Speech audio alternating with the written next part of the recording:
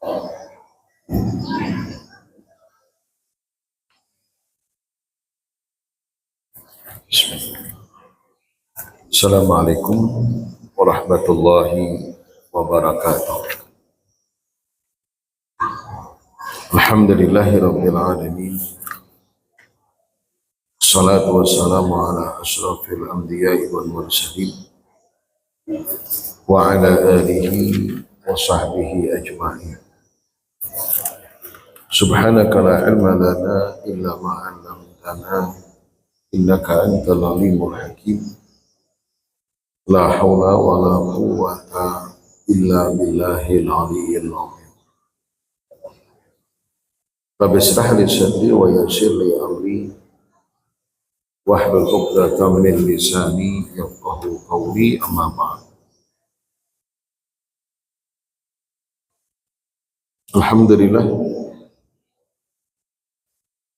puji syukur kita panjatkan kehadiran Allah Subhanahu wa taala atas izin dan nikmatnya jualah.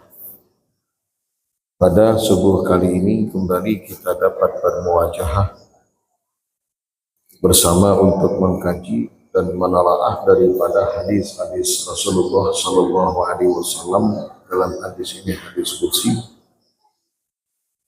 yang mudah-mudahan dapat meningkatkan iman dan takwa kita kepada Allah Subhanahu wa taala. Amin ya rabbal alamin. Salawat dan salam tersanjungkan kepada junjungan Nabi besar Muhammad sallallahu alaihi wasallam. Allahumma salli ala Muhammad wa ala alihi. Bapak dan Ibu jamaah salat subuh yang dimuliakan Allah. Pada kajian lalu sebuah hadis yang diriwayatkan oleh Imam Ahmad dari Anas bin Malik radhiyallahu ta'ala an qala ja'a rajulun wan nabiy sallallahu alaihi wasallam fi shalah wa qala alhamdulillahi hamdan katsiran tayyiban mubarakan fihi. Falamma qada an-nabiy sallallahu alaihi wasallam as-shalah wa qala ayyukumul qa'il kadza wa kadza qala fa'arimal qawm qala fa'adaha thalatha mirarin faqala rajulun ana qultuhu ya Rasulullah ana qultuha wa ma aradtu biha illa al-khair. Faqala an-nabiy sallallahu alaihi wasallam laqad ibtadaraha asna ashara malikah fama daru kaifa yaktubunaha hatta sa'alu rabbahum azza wa jalla faqala uktubuha kama qala abdi atau kama qala sallallahu alaihi wasallam. Bapak dan Ibu jamaah salat subuh yang dimuliakan Allah, hadis ini telah kita sampaikan pada kajian sebelumnya, di mana dikisahkan ketika Rasulullah sallallahu alaihi wasallam salat bersama dengan para sahabat lainnya. Lalu tiba-tiba seorang daripada sahabat yang ada di belakang Rasul ketika di dalam salat saat bangkit daripada ruku, lalu ia mengucap dan membaca alhamdulillahi hamdan katsiran tayyiban mubarakan fihi. Hamdan katsiran tayyiban mubarakan fihi. Falamma qada Nabi sallallahu alaihi wasallam, selesai salat dilaksanakan, qala, lalu Rasul bersabda ayyukumul qa'il kadza wa kadza. Kata Rasul, siapa tadi yang membaca hamdan katsiran tayyiban mubarakan fihi di dalam salatnya? Kata Rasul, siapa yang mengucapkannya? Siapa yang membacanya? Ini hadis merupakan dalil sekaligus bantahan terhadap mereka yang berkata dan berpendapat bahwa bahwa apa yang tidak diperbuat oleh Rasul itu sesat, itu bid'ah, wa kullu bid'atin dhalalah. Ini hadis mengisahkan seorang sahabat melakukan yang tidak diperbuat oleh Rasulullah. Ini hadis mengisahkan seorang sahabat membaca bacaan yang tidak diajarkan oleh Rasulullah Sallallahu Alaihi Wasallam. Bahasa kita berbisa-bisa menambah bacaan Alhamdulillahi hamdan katsiran thayyiban mubarakan fih. Maka ketika selesai sholat Rasul katakan, manil qail ayyukumul qail kadza wa kadza. Siapa di antara kalian yang berkata, yang membaca kadza wa kadza, ini dan seterusnya. Qala fa'arimal qaum ay sakatu. Tak ada satupun yang menjawab, tidak ada satupun yang mengakui bahwa mereka atau ia telah membaca bacaan ini di dalam sholat. Diam semua. Faraddada mirara, sampai 3 kali Rasul tanyakan, ayyukumul qail kadza wa kadza. Ayo siapa? Kata Rasul. Lalu oleh Rasulullah menjelaskan sampai 3 kali, kemudian dijelaskan oleh Rasul ketika bacaan itu dibaca oleh kalian, maka ibtadaraha isna asyara malikah. Malaikat berlomba-lomba untuk mencatat bacaan itu hingga menghadap kepada Allah, saking bingungnya berapa nilai pahala yang akan didapatkannya. Mendengar penjelasan dari Rasul, faqala ana qultuha ya Rasul, aku yang telah membacanya, aku orang yang telah mengatakannya. Tadi kata Bapak dah, tadi kata mengaku, setelah dijelaskan hanya mengaku. Lihat, buktikan. Ini pembuktian bahwa ketika apa yang tidak diperbuat oleh Rasul lalu kemudian kita perbuat, lihat jawabannya, wa ma aratu biha illal khair. Aku kadada niat yang lain ya Rasul kecuali hendak baik saja, hendak kebaikan. Kan Rasul tidak ajarkan bacaan itu, oleh ini sahabat berbisa-bisa membaca bacaan di dalam sholat yang tidak dilakukan oleh Rasul. Jawabannya, wa ma aradtu biha illal khair. Aku lakukan itu ya Rasul karena ingin kebaikan. Apa langsung seketika Rasul katakan, oh kamu telah melakukan perkara bid'ah, kamu telah melakukan perkara yang sesat? Ada. Rasul tidak mengatakan dan tidak langsung memvonis bahwa perkara itu bid'ah, perkara itu sesat, ataupun bid'ah tapi tidak sesat. Karena definisi bid'ah itu man ahdatsa, orang yang membuat yang tidak ada sebelumnya, tetapi tidak masuk dalam kategori yang baru yang sesat. Kita kemarin sudah sampaikan kalimat kullu bid'atin dhalalah, setiap yang baru itu lalu kemudian sesat, setiap yang baru itu bid'ah, setiap bid'ah itu sesat. Bid'ah yang sesat itu bid'ah yang bagaimana? Kullu ma khalafa ma fil kitabi was sunnah. Perkara yang baru yang bila ia bertentangan dengan Al-Qur'an dan hadis, itu baru kategori sesat. Seperti dalam Al-Qur'an surah Al-Kahfi, ketika ditanya oleh Nabi Musa, Nabi Khidir membocori, melobangi kapal, kata Nabi Khidir, di sana ada perampok yang akan mengambil setiap safinatin ghasba, setiap kapal diambil, dirampas, dirampok. Apa setiap kapal itu akan dirampok? Namun setiap kapal dirampok, dirampas akan apa? Nabi Khidir membocorinya. Ada manfaatnya. Nabi Khidir membocorinya biar kapal itu kada diambil.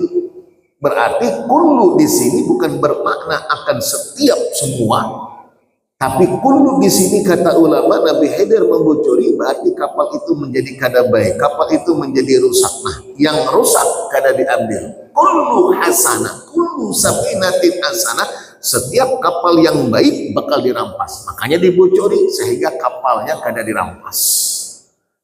Kayak itu juga dengan yang baru yang tidak di masa Rasulullah ada, lalu kemudian langsung dibid'ahkan, langsung didhalalahkan. Bid'ah oke, tapi tidak, apakah masuk dalam kategori dhalalah atau tidak? Karena bid'ah itu kata ulama bukan hukum. Hukum itu 5, haram, atau hukum itu wajib, sunnah, haram, makruh, mubah. Sudah. Kalau itu baru masuk kategori hukum yang mana? Hukum wajibkah? Hukum sunnahkah? Hukum haramkah? Hukum makruhkah? Atau hukum mubah? Nah, ini sahabat melakukan sesuatu yang tidak pernah dilakukan oleh Rasul. Ayyukumul qa'il kada wa kada. Siapa? Lalu kemudian Rasul katakan 12 malaikat tidak kurang daripadanya yatasabaqu, berlomba-lomba menghadap Allah. Untuk apa? Yas'aluna an ajriha, bertanya kepada Allah, ya Allah, kami hanyar nih menemui kalimat yang dibaca oleh hamba. Berapa pahalanya bakal yang kami akan tulis, berapa? Itulah kira-kira. Kami kada tahu apakah juga satu kebaikan atau bagaimana. Sebab ini hanyar nih amalannya. Apa kata Allah? Uktubuha kama qala abdi. Tulis saja sesuai dengan apa yang diucapkan oleh hambaku. Urusan berkaitan dengan pahala, aku yang menentukan, kata Allah. Nah, ini menunjukkan bahwa bacaan ini, amalan ini pahalanya ganal. Sama dengan puasa, wasaumu li wa ana ajzi bih. Puasa itu untukku, kata Allah, aku yang menentukan berapa pahalanya. Sudah, kau ada usah pikirkan berapa nilai pahalanya, yang menentukan aku langsung. Itu ibaratnya big bossnya kalau dalam mungkin perusahaan ketika kita begawi, berapa bonusnya, aku, ujar big boss yang menentukan. Terserah aku aja, aku otomatis kan amalannya istimewa. Bonusnya pun juga kada tanggung-tanggung, sebab kepada dari orang yang nomor 1 yang akan memberikan bonus pahalanya. Nah, ini menunjukkan pahala yang begitu besar akan didapatkan dari kalimat hamdan katsiran thayyiban mubarakan fih. Saking banyaknya bingung malaikat untuk mencatat hingga bertanya kepada Allah, dan Allah katakan uktubuha kama qala abdi, tulis saja seperti apa yang dibaca oleh hambaku, yang menentukan pahalanya aku langsung, kata Allah. Ini kajian pada minggu yang lalu kita sudah sampaikan sebuah hadis, banyak hikmah yang kita dapat di dalamnya, sekaligus merupakan bantahan terhadap mereka yang sering menggembur-gemburkan bahwa setiap yang tidak dilakukan oleh Rasul itu sesat, dan setiap yang sesat tempatnya adalah neraka. Ini mestinya sahabat ini ketika mengucap yang tidak diucapkan oleh Rasul, mestinya ya Rasul kau neraka, nah, itu mestinya. Tapi kan kada, justru dapat pujian daripada Rasulullah Sallallahu Alaihi Wasallam. Baik, hadis ini juga kita temukan dalam kitab Sahih Al-Bukhari, dalam kitab Fathul Bari, syarahan daripada Sahih Al-Bukhari li Hafidz Ibnu Hajar Al-Asqalani. Itu beliau juga menyebutkan dan menjelaskan tentang keutamaan dan keistimewaan zikir ini tadi. Baik, kita lanjut.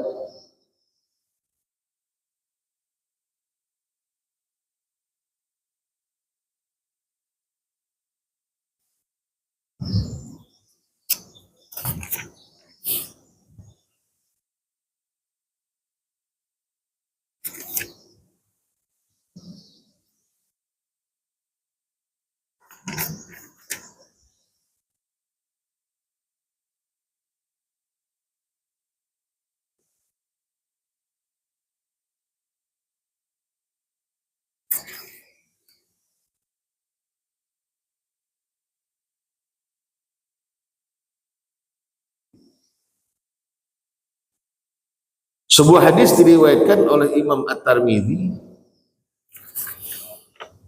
dari Anas bin Malik radhiyallahu anhu anna Sulaim ghadat ada Nabi sallallahu alaihi wasallam faqalat allimni kalimatin aquluhunna fi salati faqala kabbirillah 'ashra wasabbihillah 'ashra wahmidihillah 'ashra wahmidihi ashra thumma sali ma syi'ti yaqulu na'am na'am.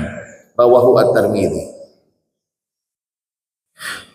Wa fi riwayatin 'inda Ahmad, menurut pada lafaz Ahmad, riwayat dari Imam Ahmad, ja'at Ummu Sulaim ila Nabi sallallahu alaihi wasallam faqalat, ketika Ummu Sulaim datang kepada Rasul lalu berkata, ya Rasulullah, ya Rasul, alimni kalimat ad'u bihin, ajarkan kepadaku kalimat zikir-zikir ad'u bihin yang dengannya aku akan memohon dan berdoa kepada Allah.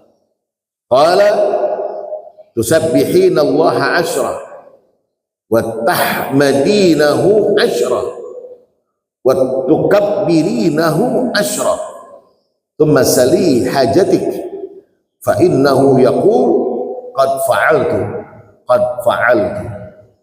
atau kama qala sallallahu alaihi wasallam. Alimni kalimat aquluhunna fi salati, ay makna dzalika al-murad aqiba salatiha. Yang dimaksud dengan kalimat minta diajarkan kepada Rasul untuk diucapkan itu adalah aqiba salat. Alimni kalimat ad'u bihin, artinya sesudah salat ajarkan kepadaku zikir sesudah salat ya Rasulullah, yang dengan sebab karenanya aku memohon dan meminta kepada Allah. Artinya dengan zikir-zikir itu tadi kemudian setelahnya meminta dan bermohon kepada Allah. Wa qad jaa fi riwayat Ahmad ya Rasulullah alimni kalimat ad'u bihinna bil lafdil mutlaq wa qad jaa 'inda Abi Ya'la wa 'inda al-Bazzar bi isnadin dhaif. Anna Anas qala zara Rasulullah Ummu Sulaim فصلى في بيتها صلاة تطوع فقال يا أم سليم إذا صليت المكتوبة فقولي سبحان الله عشرة والله أكبر عشرة ثم سلي ما شئت فإنه يقول لك نعم 3 مرات. Lafdhu Abu Ya'la. Ini termasuk di antara zikir yang dianjurkan dan diajarkan oleh Rasul kepada Ummu Sulaim sesudah salat yang dilakukan.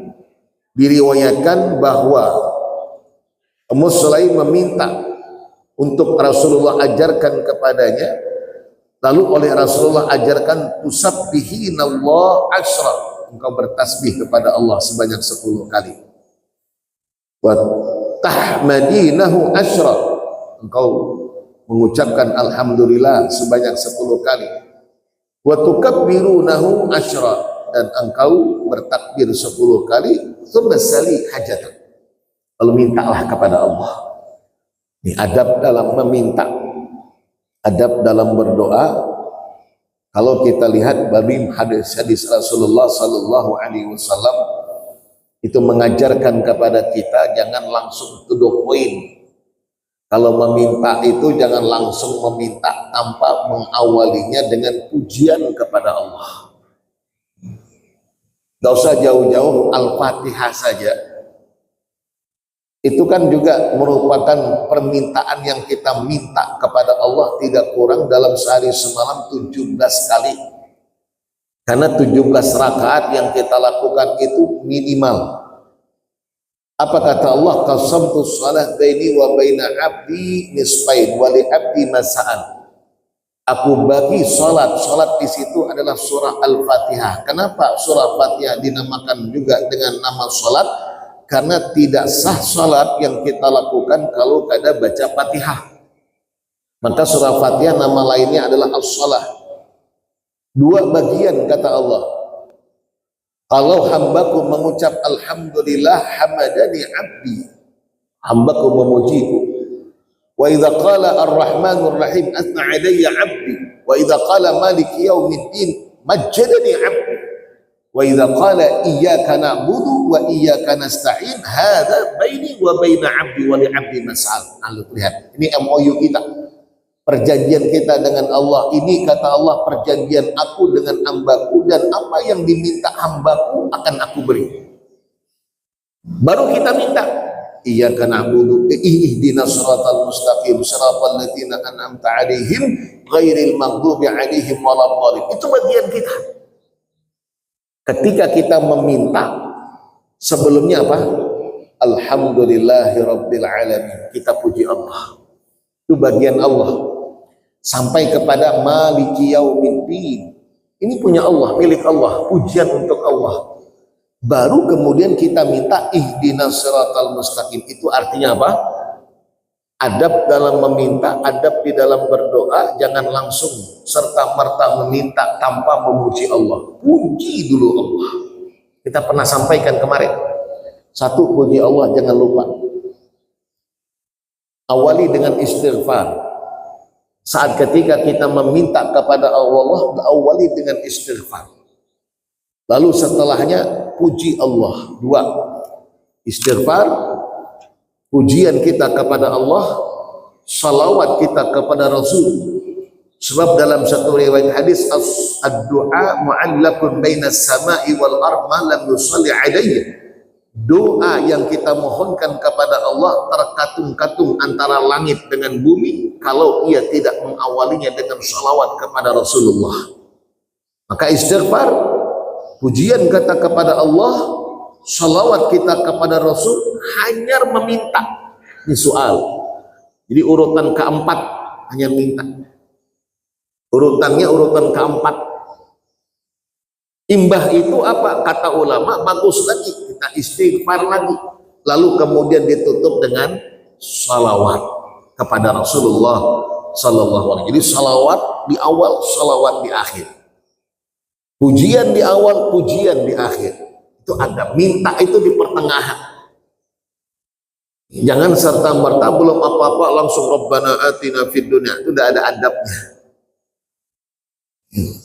Puji terlebih dahulu Allah, lalu bersalawat kita dengan biawali istighfar, dan kemudian disudahi dengan salawat, dan apalagi dengan awali istighfar dan salawat, dan kemudian pujian kepada Allah. Jadi doa itu, minta permohonan itu di tengah-tengah letaknya, bukan di awal, bukan juga di akhir, tapi di pertengahan. Itu adab yang diajarkan oleh Rasulullah kepada kita.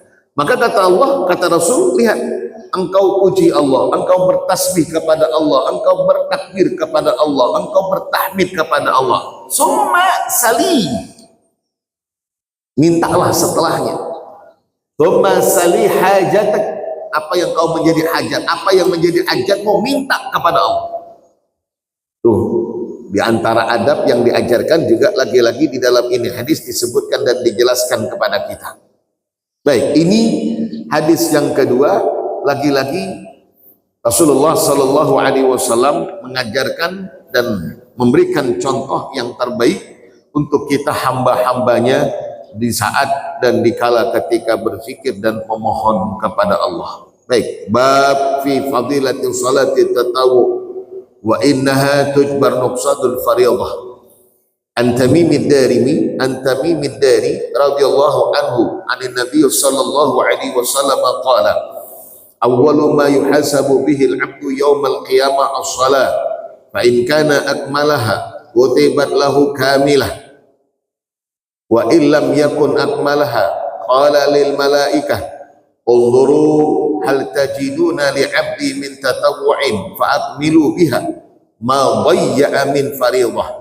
ثم الزكاة ثم تؤخذ الأعمال على حسب ذلك. رواه أحمد.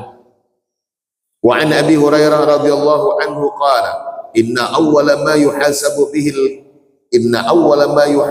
به الناس يوم القيامة من الصلاة قال يقول ربنا عز وجل لملائكته وهو أعلم انظروا في صلاة عبدي أتمها أم نقصها فإن كانت تامة كتبت له تامة وإن كانت انتقص منها شيئا قال انظروا هل لعبدي من تطوع فإن كان له تطوع قال أتم لعبدي فريضته من تطوعه ثم تؤخذ الأعمال على ذلكم أو كما قال صلى الله عليه وسلم. Dua hadis makna sama, lafaz berbeda. Awwalu ma yuhasabu bihi al-'abd yaumal qiyamah as-shalah wa dzalika li'azmi sya'niha wa kabiri maqamiha 'inda Allah. Apa maksud dalam ini hadis? Kalau kita terjemahkan awwalu ma yuhasab, pertama kali yang akan dihisab kelak yaumul qiyamah dari apa yang diperbuat oleh seorang hambanya ketika di dunia, itu tidak lain dan tidak bukan adalah as-shalah. Itu maklum hadis ini. Yang pertama kali dihisab adalah salat. Kenapa bukan yang lain? Kata ulama, li'aumi sya'niha, karena salat merupakan suatu amalan ataupun perbuatan yang sungguh luar biasa. Allah perintahkan dengan perintah salat untuk kita lakukan tidak sama dengan perintah-perintah lain. Kalau dengan perintah yang lain, kewajiban di dalam melaksanakan ba'dal bulugh, setelah kita masuk usia balik. Beda dengan salat, belum masuk usia balik, kita selaku orang tua, anak-anak kita sudah diperintahkan untuk salat. Dalilnya, muru auladakum bis-shalah wa hum abna'u sab. Perintahkan anakmu untuk salat pada usia 7 tahun. Ini tamyiz. Baru usia tamyiz saja sudah diperintahkan. Wadribuhum wa hum abna'u ashar. Beri sanksi kalau kada jua mau sembahyang pada usia 10 tahun, masuk usia balik. Tidak ada perintah seperti perintah salat. Kewajiban atas orang yang sudah cukup umur, balik usia bulugh. Tapi salat walau belum balik usianya, Rasul menyuruhkan kepada kita selaku orang tua, menyuruh anak-anaknya untuk salat. Belum lagi salat merupakan perintah langsung yang Allah berikan kepada Rasulullah sallallahu alaihi wasallam melalui perjalanan Isra dan Mi'raj dan seterusnya dan seterusnya. Li'aumi sya'nih. Karena ini memang perintah yang istimewa. Walikabiri maqamiha indallah, dan besar atau mulia kedudukannya di sisi Allah. Wala yunafi dzalika qaulu alaihi salatu wasallam aluma yuqta bainan nasbi ad-dima. Ada hadis di mana Rasul katakan, hadis diriwayatkan oleh Imam Bukhari, awwalu ma yuqta bainan nasbi ad-dima. Nanti di akhirat pertama kali yang akan diperhitungkan di akhirat adalah urusan darah. Itu yang pertama kali diperhitungkan. Awwalu ma yuqda bainan nas, antara manusia, perhitungannya di hadapan Allah fit dima, berkaitan dengan darah. Kenapa? Karena banyak di dunia terjadi pembunuhan-pembunuhan. Itu yang akan diperhitungkan, dipersidangkan bainan nas, antara manusia, itu berkaitan dengan darah. Darah itu macam-macam. Bisa jadi karena apa? Masalah urusan tanah, bepetim pasar. Karena darah berkaitan masalah apa lagi? Masalah harta warisan, betim pasar. Ini yang akan diperhitungkan, disidangkan kelak di hadapan yaumul qiyamah, ai bainan nas, antara manusia. Ini antara hubungan kita satu dengan yang lainnya, itu masalah dalam berkaitan dengan darah. Apa aja? Kan banyak tuh kejadian. Gara-gara harta warisan, ading ba-ading, bakalahian, bahkan ada nang bebunuhan. Gara-gara umpama berebut tempat kerja, bakalahi, bebunuhan. Gara-gara berebut lahan, gara-gara sejengkal tanah atau semeter atau setengah meter, bakalahian, batin pasang. Itu nanti itu yang pertama kali akan diperhitungkan di hadapan Allah antara satu dengan yang lain. Itu masalah-masalah yang berkaitan dengan urusan dunia. Dan ini tidak menafikan dengan apa yang disabdakan oleh Rasul, awwalu ma yuhasabul abdu bihi yaumil qiyamah as-shalat. Salat itu hubungan kita dengan Allah. Adapun hubungan antara sesama itu masalah dima, darah. Karena satu di antara 5 hal yang wajib dipeliharakan oleh agama adalah darah, nyawa. Nah, ini yang akan dipertimbangkan, ini yang akan diperhitungkan nanti kelak yaumul qiyamah. Maka hati-hati. Ada satu riwayat hadis, dan kita pernah sampaikan hadis ini, kelak yaumul qiyamah kita menghadap Allah, laisa bainahu wa bainallah turjaman. Kada ada lagi pengacara tuh, kada ada. yang bakal akan melindungi kita dari persidangan Allah tuh kadada kita langsung nang menghadapi, kita langsung yang akan dituntut dan dipertanyakan apa yang kita perbuat semasa hidup di dunia. Laisa bainahu wa bainallah turjaman, kada ada pengacara, kada ada pembela, kada ada. Namun di dunia kan masih ada pengacaranya, masih ada pembelanya. Di akhirat tidak ada yang berani lihat kiri, lihat kanan, depan, belakang, atas, bawah. Kada ada seekor pun. Jangankan hendak minta pembelaan kepada orang lain. Orang yang kita harapkan pembelaannya belum tentu bisa membela dirinya. Karena tidak akan ada yang selamat daripada apa yang akan Allah tuntut kelak yaumul qiyamah. Ada hadis qudsi juga itu. Di akhirat itu nanti disebutkan dan dijelaskan apa dalam hadis qudsi itu. Pengadilannya itu ditutup, dia minta saksi. Tuh kisahnya tuh dia minta saksi. Kisahnya saat akan diadili oleh Allah. Ya Allah, kalau jangan sampai kau menzolimi aku, ujarlah si hamba ini. Jangan semena-mena menuntut atau menyatakan aku bersalah. Aku perlu ada saksi kalau menyatakan aku ini bersalah betul-betul bersalah. Harus ada saksinya. Kayak di dunia lah. Kan di dunia mesti harus ada harus ada saksinya. Harus ada buktinya. Mana buktinya?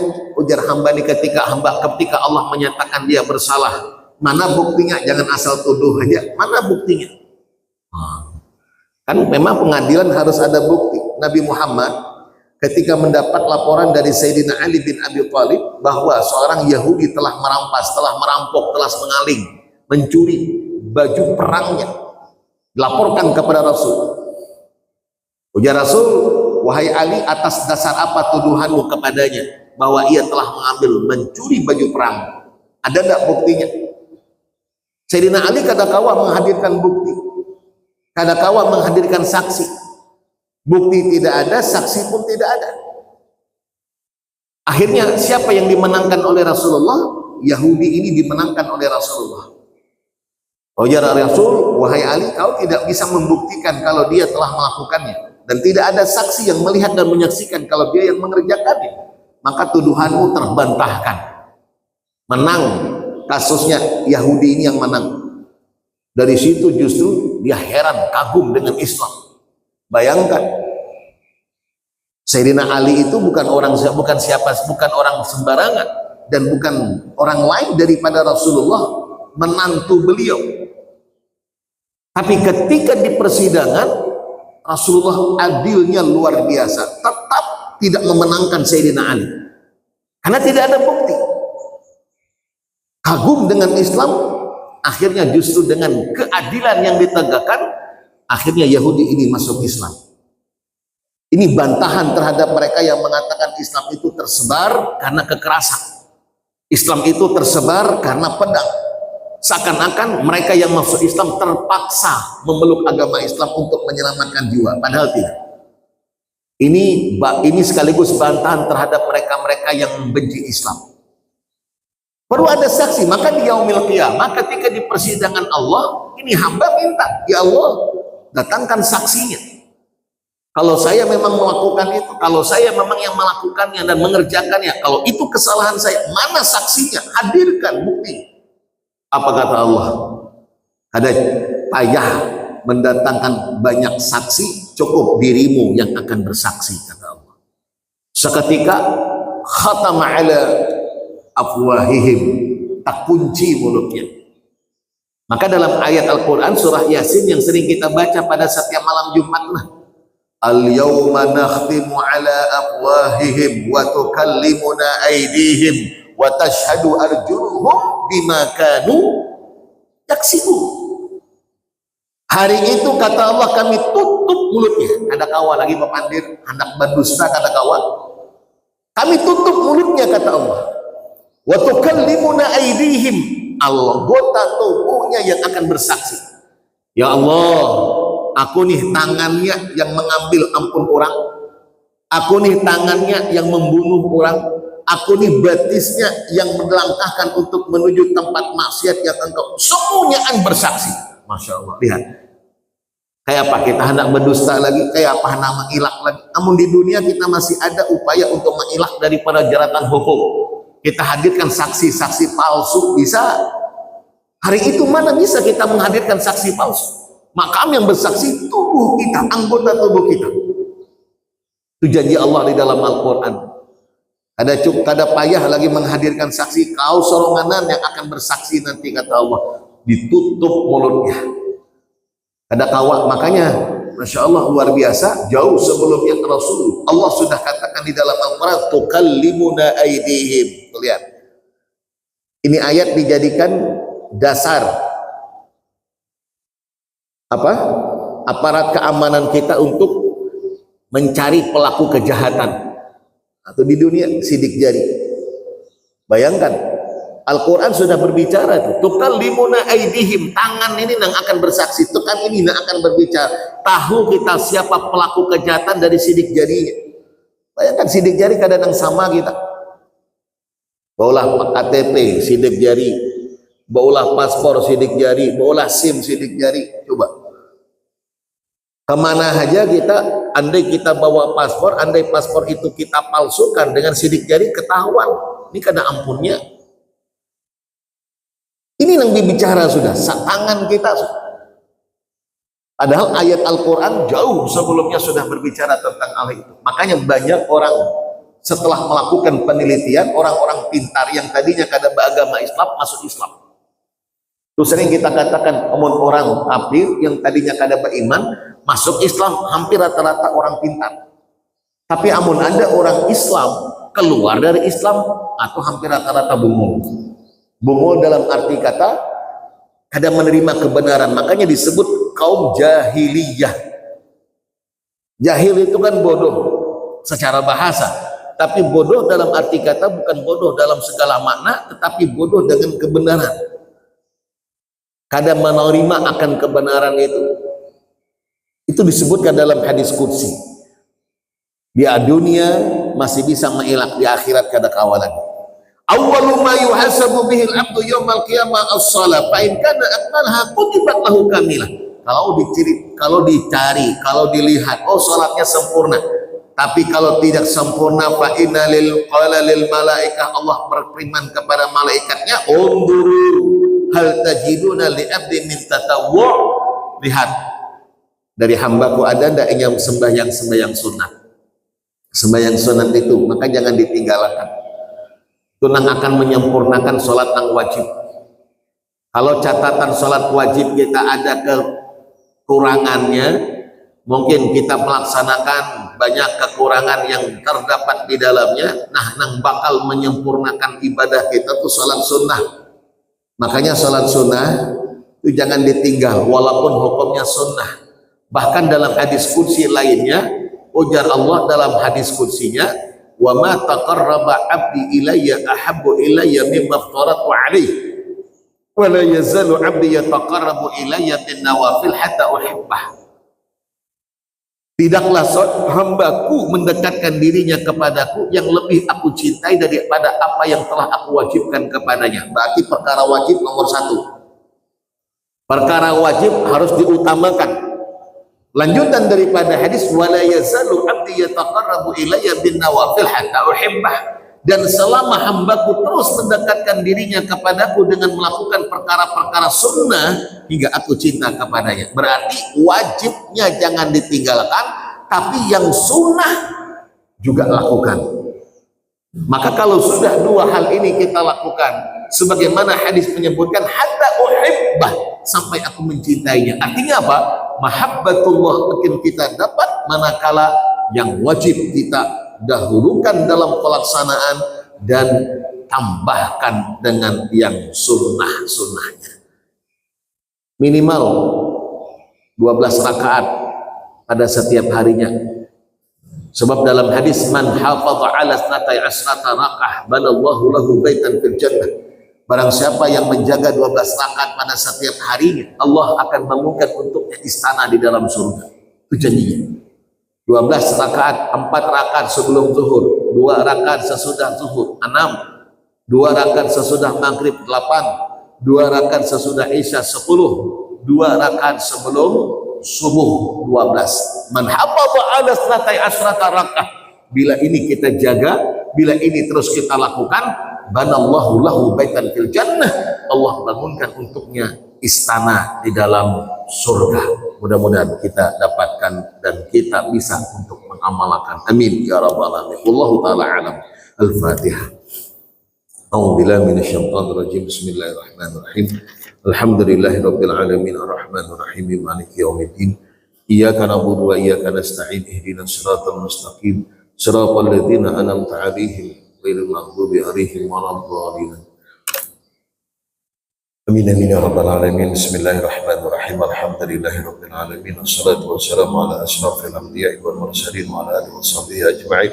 Allahumma ighfir lana ma akhtana wa ma ta'ammadna wa ma asrarna wa ma a'lana wa ma anta 'alamu bihi minna. Antal muqaddim wa antal muakhir. La ilaha illa anta subhanaka Allahumma wa bihamdik nashhadu an la ilaha illa anta nastaghfiruka wa natubu ilaik. Wa sallallahu ala sayyidina Muhammadin nabiyil ummi wa ala alihi washabihi wasallam. Alhamdulillahirabbil alamin. Assalamualaikum warahmatullahi wabarakatuh.